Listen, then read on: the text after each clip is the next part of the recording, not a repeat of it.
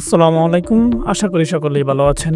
বাংলাদেশ সেনাবাহিনী বর্তমানে আধুনিকায়নের এক গুরুত্বপূর্ণ ধাপে রয়েছে। পুরনো চাইনিজ এবং ইউরোপীয় অস্ত্রগুলো এখন সময়ের সাথে সাথে পিছিয়ে পড়েছে। এমন অবস্থায় আধুনিক যুদ্ধাস্ত্র ক্রয় করা একান্ত প্রয়োজন হয়ে দাঁড়িয়েছে। বাংলাদেশ সেনাবাহিনীর আধুনিকায়ন এখন আর স্বপ্ন নয়, তা বাস্তবতার রূপ নিচ্ছে। রাশিয়ার AK-15 ক্রয় করতে যাচ্ছে বাংলাদেশ। AK-15 কতটা শক্তিশালী, কতটা আধুনিক, বাংলাদেশের সেনাবাহিনীর ফায়ার পাওয়ার এবং যুদ্ধ ক্ষমতাকে কতটুকু বৃদ্ধি করবে তা নিয়ে আজকে আলোচনা করব। ভিডিওটি শেষ পর্যন্ত আমাদের সাথেই থাকুন।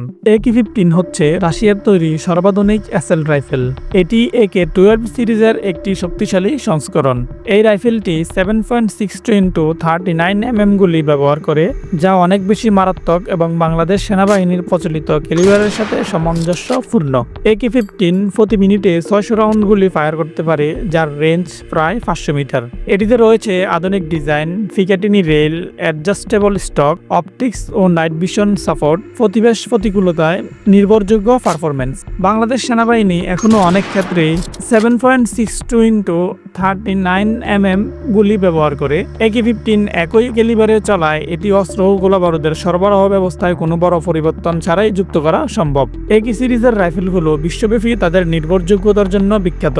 ধুলোবালি, পানি, কাদা সব পরিবেশে কার্যকর। বাংলাদেশের আবহাওয়ার জন্য একে উপযুক্ত বলে ধরা হয়। বাংলাদেশ ও রাশিয়ার মধ্যে প্রতিরক্ষা সহযোগিতা দিন দিন গভীর হচ্ছে।